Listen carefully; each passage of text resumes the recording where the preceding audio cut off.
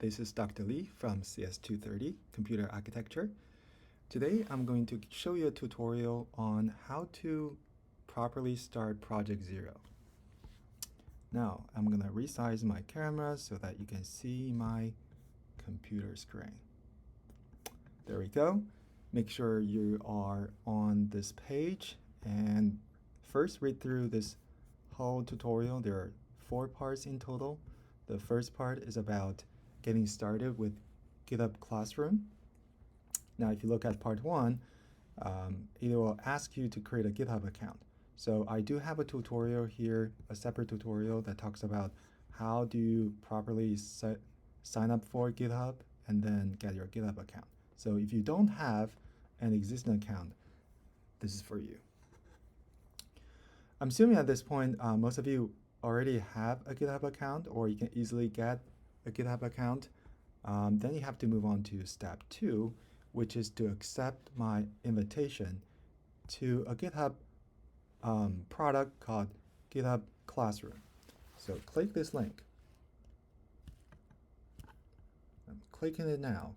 So you can see that it prompts me to, it brings me to this page.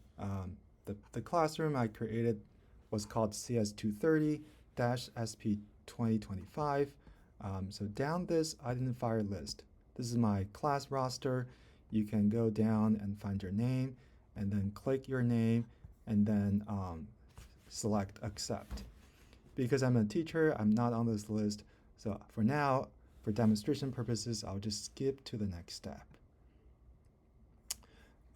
Clearly, I have already worked with Project0 in the past. That's why I don't see a green accept button, but I saw this accept. So on your side, you should be seeing accept. So just go ahead and click accept. And then for some weird issues, I have to click this again. Now, officially, I am in this project. So go ahead and accept this assignment. This will take a little while, and here we go. So we have accepted this assignment. It's about Project0, and GitHub Classroom has created a unique repository, which is forked from my organization, as you can see. This link is very unique. It's on github.com/my organization name called BlueJay Adult / Project0 was my project's name -- your own GitHub username. So on this URL, you should see a different handle, like Project0 -- some username of your choice. Now let's click into our own repository, which is forked from my original Project0.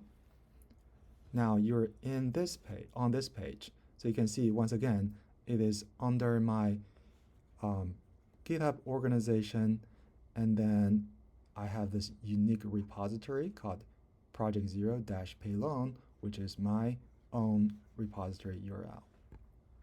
Now down the list, you can see I have given you the starter repository, which includes a lot of files. So there's a license file you never need to worry about in this class, and there's a README file. This is like the main entry to this whole project. As you can see, there's another separate view to README file. And then also part of this repository, I have given you a separate requirements, and that's perhaps the same structure you'll see throughout this course. So you can either click from here, which will redirect you to this file as well. So let's click into this file. Now you can see this is the almost identical tutorial as you will see on Canvas Project0 assignments requirement. Okay, but you can get another view from here also. Now the next step we're trying to do here is following step 3. So I'm going to switch back to Canvas because that's the same thing. So following step 3, we are trying to now clone this remote repository from GitHub into our own VS Code, so we can start to code in our own local environment. To do that, you have to go back to your own repository on GitHub. Notice here there's a big green button called Code, so simply click on it. And then this is the URL that is very important to us, so go ahead and click this button. So this URL will be copied to your clipboard, which then you can use it to populate your own local directory. So now you can see I am on my own computer. I have my VS Code open up. So here is a hotkey you should memorize. It is called Command Shift plus P, or Control Shift plus P on Windows machines. So let's go ahead and do that. Command Control P, Shift P. And then on this popped up dialog, you want to type down git clone. And then this is the feature we're gonna leverage here. So let's simply click on it. And then you can see that it prompts you for an URL that is linked to your remote repository. And here we need to go back to our GitHub. Remember, we have already clicked this button to have our URL. Now back to VS Code. Let's do that one more time. Git clone, and then paste in your very unique GitHub repository URL. Let's hit enter. And then it will prompt you for a location. So what I will usually do is I'm going to go ahead, click on my documents, and create a new folder for this course. So in my case, I'm going to call that CS230 _ SP25. I'm going to create this new folder under my documents, and this becomes my project folder for this course. So I'm going to select as repository destination. So let's go ahead and do that. And it will ask you whether you want to open. Of course, you want to open that. Okay, so that's exactly the same files as you will see on GitHub. Pretty cool, huh? So what we can do now is, now if you just click into this file, that's the markdown file. You can also find on the GitHub page, okay? So here is not rendered because I'm using VS Code as an editor, but if you already have a markdown extension installed, you will see this button. So if you click in this button, it will give you the rendered format, which is not very important in this case. Okay, so what matters though is we're going to now switch back to our requirements. So now we're here. So explore the file. So familiarize yourself with the files in the repository. One file is called readme, which we already read. And then here we're going to make changes. You can follow along the following instructions from part 2 and part 3 to add in new files. Okay, so now the first file that you need to create is called lowercase introduction.md. MD is a file extension for Markdown. Okay, so in this new file that you're going to create, we are going to use Markdown syntax to write the following information. So first, you need to make a title for this file. For example, introduction to myself, things like that. And then I'm going to create fields for name, your preferred name, my hometown, interests, expectations, etc. You can either write it in a bullet points way, like using bullet points to lay out this structure, or if you will, you can write down as paragraphs. So let me show you how to get started with this in our VS Code. So now, switch back to VS Code. Let's close off this requirements because we can read that as well from Canvas. So notice here, if you're familiar with VS Code, you know the meaning of these buttons, right? So this is like creating a new file. This is like creating a new folder. So let's go ahead and create a new file. And under here, I'm going to create exactly the same name as required from Canvas.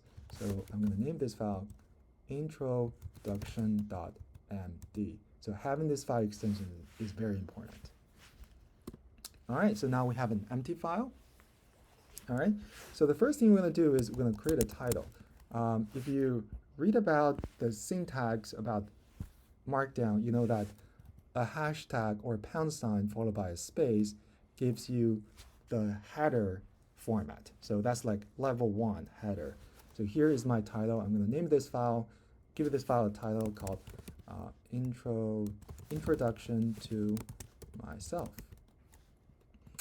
And then under this title, I can start typing paragraphs to describe who I am, my preferred name, my hometown, etc.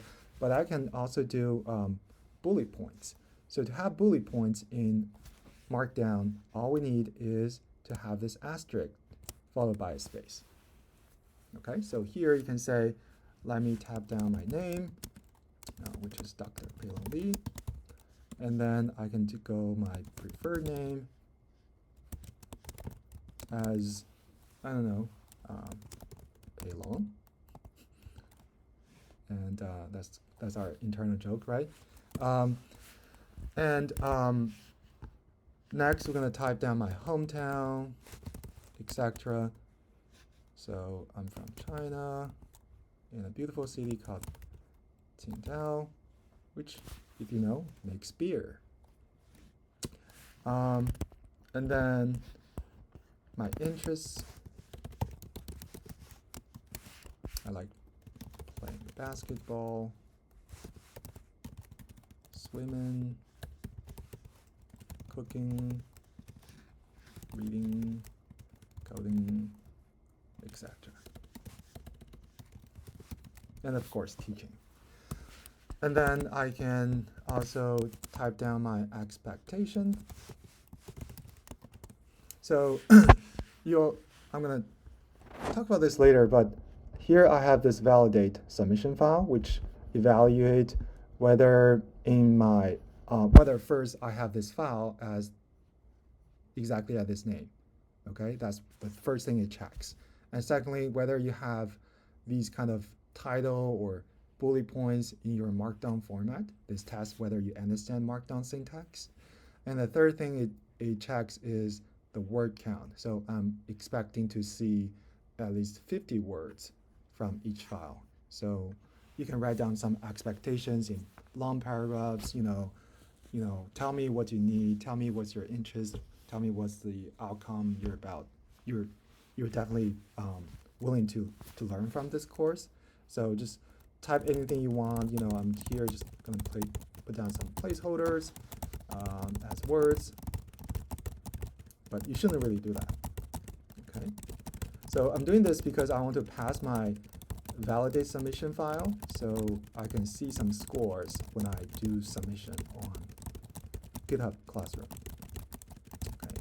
Hopefully that's enough words. Let's do some copy paste. Okay. So that's definitely more than 50 words now. Goodrich.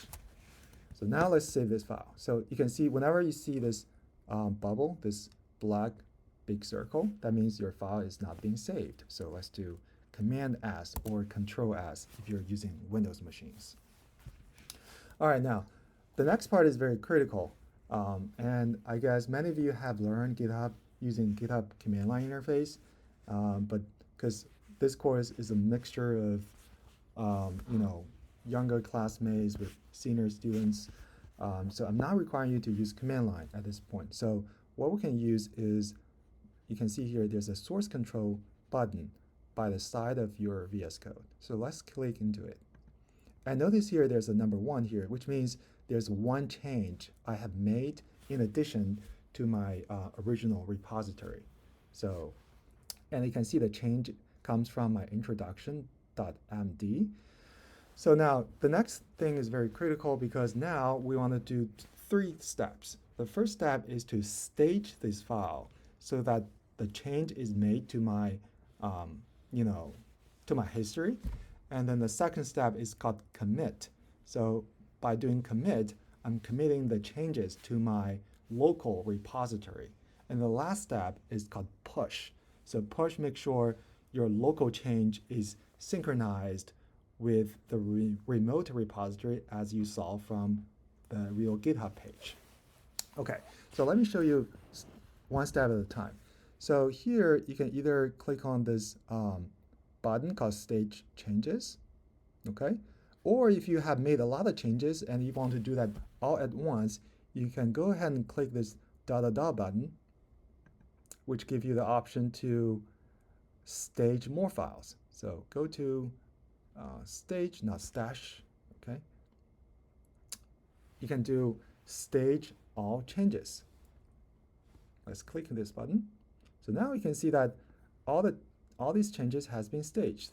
The next thing we're going to do is we're going to type down from this dialog. You can see from here, we're about to do step 2, which is to commit. Now commit give you the chance to save all your staged changes to your local repository. So here I'm going to type down something meaningful to myself. I can just type down, say, added introduction.md for project0 part 2. Remember, we have 4 parts from the requirements. That's about part 2. Once I'm done, I can do commit. So just click on commit, and you can see, voila, the number 1 is gone because the changes has been made to my local repository. Now you got the option to synchronize your changes from local to remote. So here I want to switch back to GitHub because at this point, and this is really the mistake made by many students, you thought that your change has been made, right? You have committed your change. However, the change was not reflected already on this remote end. So if I would have to refresh this page, you can see that the new file introduction.md has not been added to my remote repository. And this is where my autograder will grade your assignments. Okay, so make sure now come back to VS Code. Now you have the chance to synchronize the changes. So this will push the commit you just did to the remote end. You can either click this button, or you can just go back here, the 3 dot dot dot, the magic menu, and then do push. Okay, so let's try push. Now by pushing this change, now the change has officially been made on my remote end, which is on the GitHub repository. So now let's once again refresh this page. And voila, you can see this introduction.md has been added to the remote end. Okay, you can feel free to click into it. As you can see, I have my title. So you can see all these markdown format has been rendered into the right format now. This is level 1 title, right? We made bullet points, my name, my preferred name, hometown, interests, expectations, and gibberish. For now, that should help me hopefully pass my first autograders check. Okay, so now once the push is made, and this is really nice thing about GitHub Classroom. I have already submitted my autograder to GitHub Classroom. So whenever you make a push, the source code, the code you submitted will be graded by my autograder. To see that result, you can see there's a failure indicating I'm failing this submission. I'm not getting the whole credits for it. To get to the bottom of it, you can go to actions. And this is really the key here, okay? So pay attention. So go to actions. You can see that from the events, this is my commit I just added. Remember the simple language that I typed from VS Code is being added here. You can see that there's a red button, a red cross, meaning I have failed my, submission to my Project0. And this is because in my Project0, there are 4 parts. We already did part 2, but we haven't done part 3, which is another autograder's check. So only if you can pass all these checks, you're getting the grade. But I'm going to show you something on my administrator's view, because now, so this button, here you can see that I don't have any students yet, but because me just did a submission to this project. If I refresh this page, as the teacher of this classroom, now I can see one of my students, which is called Peilong, which is myself. And one thing I can also see is your commits, the time you have committed, and also the points you have received for this particular homework. Okay? That's quite amazing, right? Now, switching back to your own view as a student, if you click into this submission, you can see that the whole details about what failed and what not. Okay, I want to show you this. So simply just click into the auto grading tests, okay, and expand. So you don't have to worry about the first few, but I want to show you from here, okay? So this is the first task case I have written for our auto grader. So you can see it validates the introduction.md file and then counts how many words you have in this file, and also checks whether you have the right syntax in Markdown. So you can see that introduction.md has passed all the checks with 205 words. So that's more than I need. Okay, but if you expand this now, you will see that it's a failure. Okay, so validating this check, it fails it because this file does not exist. Okay, and also under the hood, you can also see underneath this, you can also see the auto grading reporter, which tells you my rubrics. Like overall, the task score should be, the max score should be 100, okay? And 50-50, so 50 points to the introduction and 50 points to the other file, okay?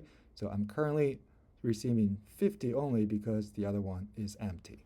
So I passed only 1 out of 2 passes, tests, and that's currently what I have.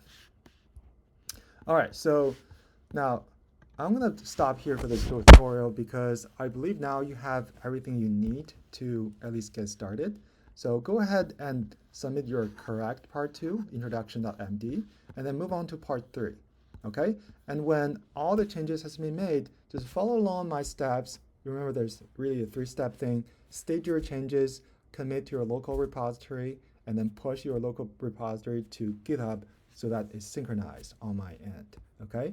Now, by the end, I hope you can go to your own GitHub repository, okay, just like that, and then copy your URL from here back to Canvas, and that's the only thing you'll need to submit for yourself, okay? And here is the breakdown to the grading criteria. Although I have my auto grader set up as 50-50, but I do want to look into really whether you have created your GitHub account correctly or not, whether you have used Markdown syntax correctly or not. Okay, so that's all about this Project0. I hope this is a good tutorial for you to really get started. And this project is due next Tuesday. All right, so that's all about it. Until next time, enjoy Minecrafting in the world of computer architecture. See you guys.